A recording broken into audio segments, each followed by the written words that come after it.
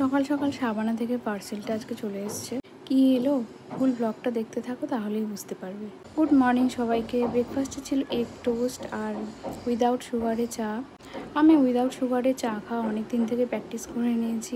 তারপর প্র্যাকটিকামের কাজ করছিলাম, তখনই এলো সাবানার পার্সেলটা। একটু পরে ফল খেলাম, খেয়ে স্নান করে এলাম। আফটার শাওয়ারে যে প্রোডাক্টগুলো আমি ইউজ করি, সেই প্রোডাক্টগুলো দিয়ে আমি স্কিন কেয়ার করে নিলাম। আর এই প্রোডাক্টগুলো না আমি অনেক দিন থেকে ইউজ করছি, প্রায় 3 ইয়ার্স হয়ে গেছে।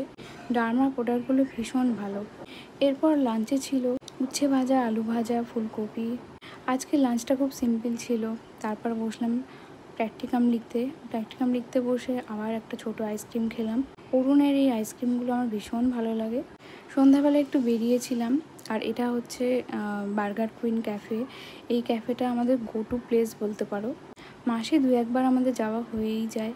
ফ্রাইড চিকেনটা এখানে খুবই ভালো করে, ভীষণ টেস্টি হয়। তারপর প্র্যাকটিকামের জন্য কয়েকটা জিনিস নেওয়ার ছিল, সেই জিনিসগুলো নিয়ে বাড়িতে ফিরলাম। এসব প্র্যাকটিকাম লিখতে বসলে তো জানোই, আজকে এটা লাগবে, কালকে ওটা লাগবে, আর কয়েকটা দিন লাগবে আমার এগুলো শেষ করতে। তারপর আমি প্র্যাকটিকামের ফুল ব্লগটাও দেবো। এর সাথে নেটফ্লিক্সে আমি ভার্স মুভিটা দেখছিলাম। তোমরা কে কে দেখেছো আমাকে কমেন্ট করে জানিও। এবার সাবানা পার্সেলটা আনবক্স করছি। See you in the next blog.